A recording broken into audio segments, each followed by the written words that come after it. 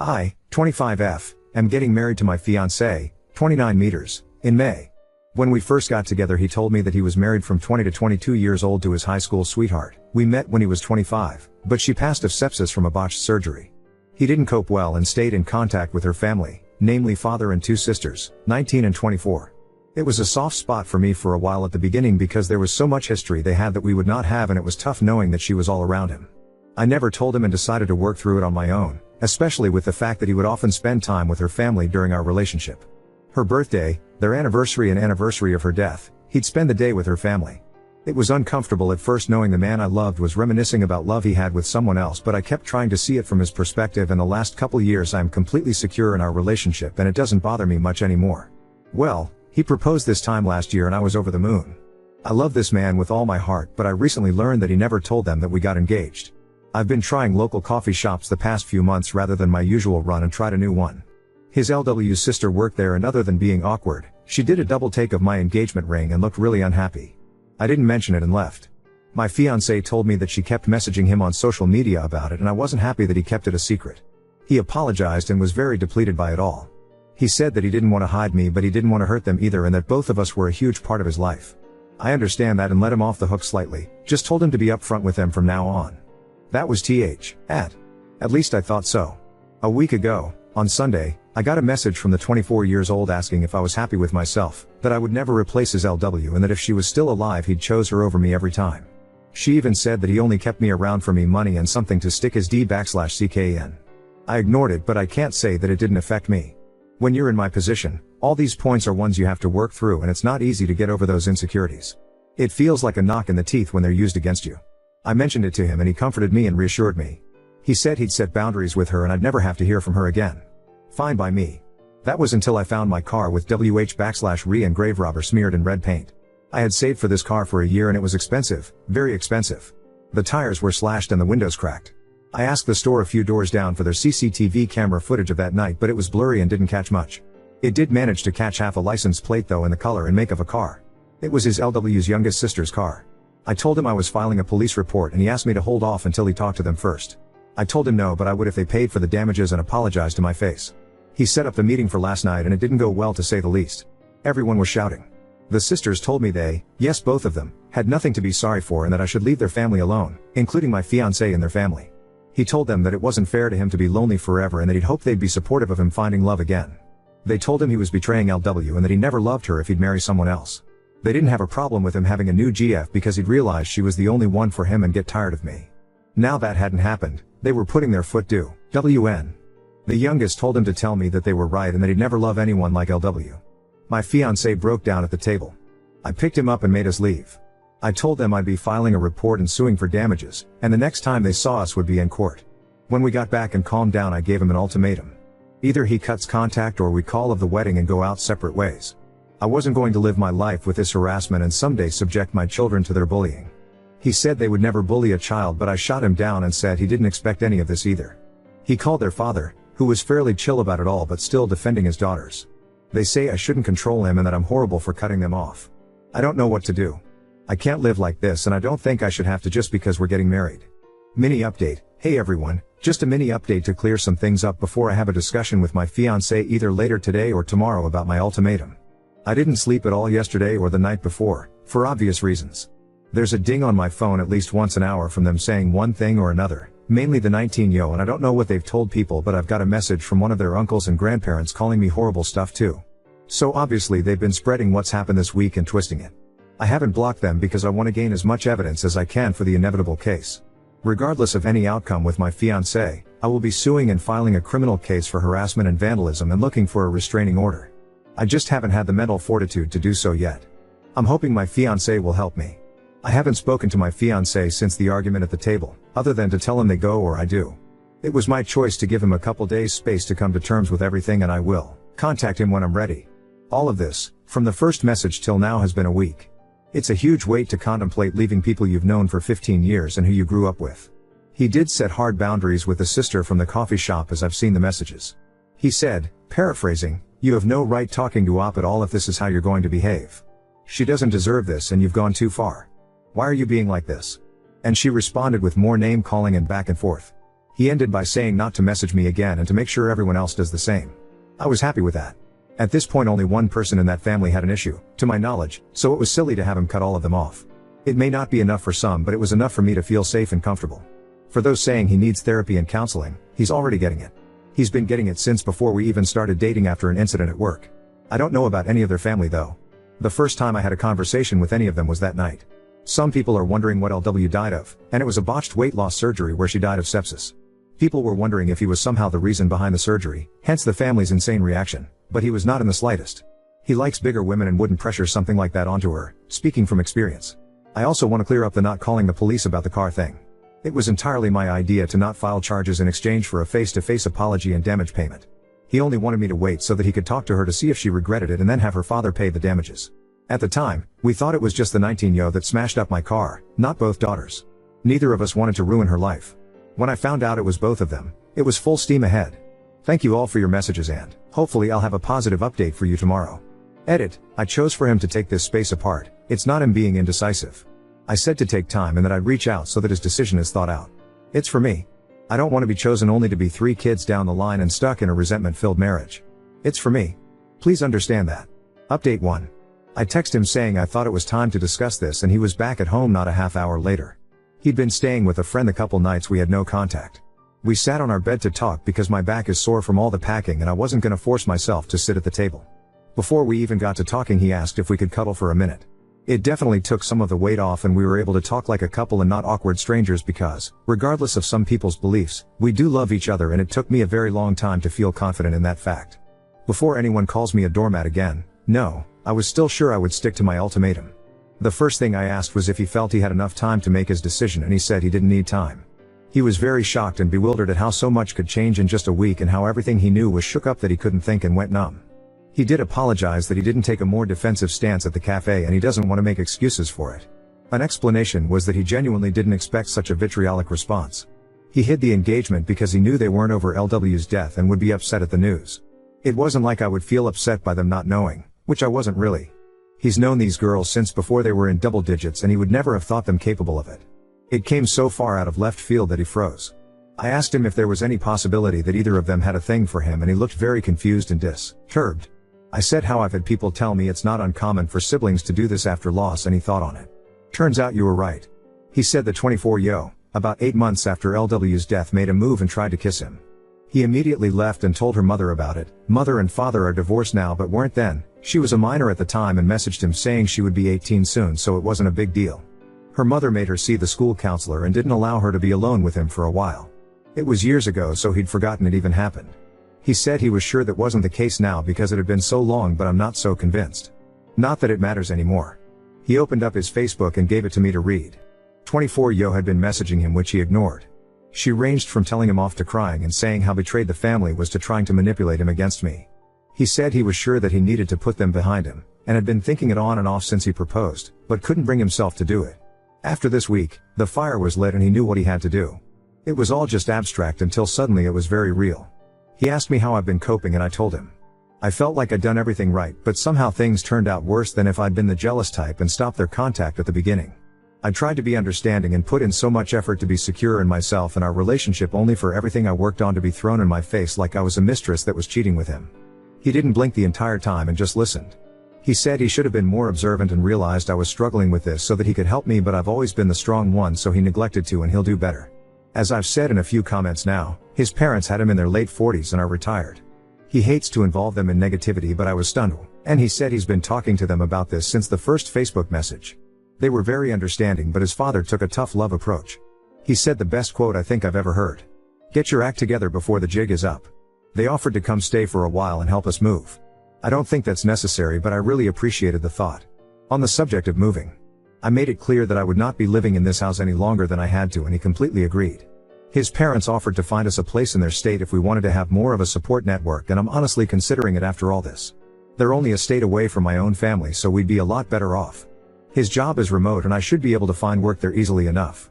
I've been in contact with a friend who's a mechanic and they've quoted me between 1-2K for the damages, but that's in a cost estimate as a discount. A few people have said to get a real statement and to shop around. The real cost is between 4-5K and that's just for the noticeable damage. My friend thinks they've done something to the engine, so thank God I couldn't drive it anywhere. He thinks I may be entitled to a replacement car altogether. If so, I will be sure to sue for it, and that's not going to be cheap. After all the emotional things were discussed, he mentioned when would I be comfortable enough to go to the police. I made clear he was okay with that or would go on my own. He said, the surest I've ever seen him, that this is what needed to be done and he wasn't going to let them continue. He'd done enough to try and shield them, but he wasn't going to let it come at my expense. I'm currently in the bath frothing in bath bombs, but will be going to the station as soon as I'm done. He's downstairs right now printing out the new quotes from the mechanics and the messages 24yo sent him over the past couple days so we can go prepared. People have said that nothing will come of it, and you may be right. But I have to try. Hoping my local police don't have anything better to do. It's a small town. To finish, I made a point of asking again if he would cut them off or I had to go. He didn't miss a beat and said that they're no longer going to be a part of his life, even if I decided to leave. He did ask for one last meeting to say goodbye to her parents and to put a close on that part of his life, and to explain to the girls that this is not my fault but his decision after seeing how cruel they were capable of being. After that, we would block them on everything and move forward. I was completely fine with that. So, there we have it. Writing all this out and being able to talk to people about everything has been both helpful and a good distraction from the dumpster fire that was my life, and everything worked out as well as I could have hoped. We'll see how his meeting goes with them. I'm sure they won't be very happy about it, but that's not my problem. Thank you all, and I'll update after they've met up. Update 2. So we drove down to the police station with our block of paperwork and had a couple hours talk. They were so sweet about everything. As some of you expected, they did say I should have come earlier, but they didn't really care because it was only a few days. They said that it often takes people about this amount of time to actually file charges if they weren't an immediate threat or danger, so unless someone was about to throw punches, I handed them everything and it looks like I've got plenty of evidence. They'll be contacting my insurance on my behalf to get the ball rolling and so they can come to do a check of my car themselves. And then they can open a claim with me if I want. They're not filing a claim, they're just notifying about the criminal damages. I've filed criminal charges for harassment and vandalism and they'll notify me with more details about my restraining order this week. My fiancé told the police that he was planning on meeting with LW's family and asked if that would contradict my case, and they said no. We're not married at the time of filing, so legally we're two separate entities in the case. Or something. So, my car is totaled. My mechanic friend, I'm gonna call him Tom because I can't keep saying my mechanic friend. So Tom and his partner at the shop did a full check on my car, and this is the damage they found. Shattered windshield, 4/tires, 2 broken windows, paint, obvious, I think, unknown substance in the engine oil, battered bodywork. They said with this amount of damage, I should just go for a new car, so that's what I'll be doing. If anyone is curious, it was a Volvo. I'd always wanted one and managed to buy one new 2 years ago. Either they get me a new car if they'd be set back about 60k. Either way I'll be alright. The amount classifies the vandalism as a felony, so they could be looking at jail time too. My fiancé met with the family on Saturday and Tom sat by the window. I currently live in a one-party state, so as long as my fiancé consents, the recording can be used in my case. While it may not be as drama-filled as some of you may want, it was still pretty stressful to see. They met at the same cafe that we did before and Tom sat a few tables away. Fiancé arrived after their father and before them. For the best, because they managed to have a calm conversation for once. Fiancé told him how he was feeling and Phil was very understanding but still trying to minimize. He was saying things like, you know, they miss LW and they'll come around and just need time to come to terms with you moving on. He kept trying to initiate paying for the damages, but fiancé wouldn't talk about it until the sisters arrived. It was like butter wouldn't melt with the 24yo, but 19 came in like the Tasmanian devil. My fiancé didn't acknowledge anyone until it had all settled down, where then he said this would be his last meeting with all of them and they'd be going their separate ways. He turned to the girls and said that he would miss who he thought they were, but the way they could treat people horrified him, especially me. He said that this was all him and they needed to accept that I was not to blame. He even said that it was me who offered the apology in exchange for not filing charges. The 19yo then interrupted asking what charges and that no one was going to charge them for barely touching a car.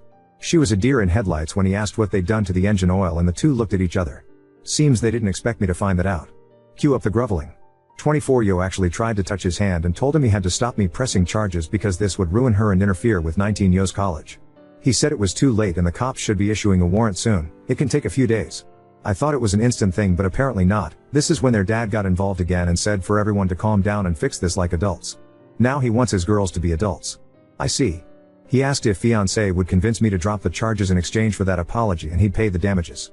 When my fiancé said it was 60k, the eyes he gave to those women would shave the hair off a cat. The video wasn't the best, but I swear I could see the color drain from their faces. I may sound awful, but I enjoyed it. Call me what you will. They kept going on about apologizing and that they'd pay, but he just said it was too late and he was done. He tried to be civil, but they were the ones that wouldn't let it go. 24 actually asked him to set up a meeting with me so they could get to know me and put it all behind us. He didn't reply, and after the silence they piped up again like, so she won't even meet us? So she's behind all this because she doesn't want us around.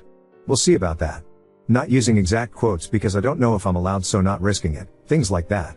They went on and frankly it was funny more than hurtful. But they did incriminate themselves more and more for my harassment case, and the nail in the coffin was when 19 said if we can do that to a car, imagine what else we could do. That, my friends, is both a confession and a threat of bodily harm. My fiancé said one loud stop before wishing Phil well and telling the girls to not come near me. He then got up and left. That's where the recording ends because we wouldn't be able to use anything afterwards anyway. As for moving, we're pretty much all packed up and have a truck coming on Friday. We'll be staying with his parents until we find a place. We're looking at buying this time but might get an RV in the meantime so we're not all stepping on each other. I doubt his parents would mind at all, but this is the last update for a while, I think. I have a wedding to finish, a venue to change, new invites etc. and less than 2 months to do it. Send help. But thank you all for being ears and helping me get through this. If only to distract me from ruminating and digging a huge mental hole. Final update, 6 hours ago, so it's been a while, guys. Calling the past few months a roller coaster wouldn't quite do it justice. A lot has happened and I hope I don't leave anything out. Here goes. So, first off, we've moved away. We're only a couple towns over from my husband's parents, legally, but we kinda just live in their backyard and my own are the next state over. Hallelujah. It's been really great living in our new RV and we've been able to take small trips now and then too, which has been great for a breather. Took a chunk out of our house savings but we're not too worried about it. Looking for a house has been fun too. I can't speak to what might have happened, but by a stroke of luck, the warrants came through the day before our moving day and the sisters spent the whole move in police custody. I'm sure it was not as formal as cuffs and interview rooms, but I like to imagine it hat way. So we didn't have to deal with any drama that for sure would have happened otherwise. As I said before, we didn't block them because we wanted to keep the line open for more evidence, and boy was that a good idea. 19 has only now stopped sending me messages. Started off pleading and hoping for a meet-up, then went on to calling me names and such for trying to ruin her life, but the past few weeks have been pure rage, which has been draining if entertaining. She says she'll find me and I'd better watch my back, blah blah blah. My printer has been working overtime, as you can imagine. So many receipts to give my lawyer. 24 is still working on my husband, but it reached ahead a few days before the wedding. We should have changed the dates, but it just wasn't feasible. We had family from all over that had taken time off work and we really wanted everyone there after all that happened. She tried to call my husband over a dozen times and actually left 2 voicemails. She was crying and hyperventilating, saying how she didn't want to lose him. For those of you who said she still had a thing for him, ding dong. My husband listened to the voicemails with me and she just rambled. It was actually quite sad. She said that she always thought they would be together because they've been through so much together and it felt right. She blamed him for leading her on and making her fall for him only to choose someone else that he hardly knew. She even said she felt replaced, which made me uncomfortable. All of this all the while degrading him for betraying his LW by moving on at all. I genuinely do not understand her logic. As for my car, we found out what the unknown substance was. It was antifreeze. The entire engine was written off and, with everything else, my insurance launched a case against them for the cost of a new car. I was expecting $60,000 or so, but Tom, my mechanic friend, said to ask for more based on current market value and such. They came back with a new offer of $75,000. It took over a month for the money to hit my account, but I got it. As for the case, I'm no longer going after them for the repayment. My insurance is, so that's one less thing I have to worry about. As far as I know, their father is paying for their legal fees, but I doubt he'll pay back the insurance company for them. There is still a case against them for harassment and threatening behavior, and I'm suing for the money it took to move away and emotional distress. My lawyer says they'll be liable and it's looking like they want to settle. I don't feel great about going for emotional distress, but after everything they have done, it sure was emotionally distressing. The courts are moving slowly, so I don't have anything new on the criminal case yet, other than that they are going to plead guilty. Shouldn't be long now, and it's looking like they're getting probation and mandatory anger management. Not a stint in jail, but oh well. At least they'll both have a record. My husband was down for a while since we left, but he hasn't wavered in supporting me. He's getting back to his old self now that he's settling in at work here, and he's enjoying being closer to his parents. It's been great for our relationship too, because we all get on so well. As of the 21st, I'm a married woman. It was very hectic and stressful to change basically our entire wedding in 2 months, but we did it and our guests were so understanding. We had to settle for a few things like our cake and catering, but everything else worked out amazingly. Now, we couldn't imagine it any other way. It happened as it was supposed to.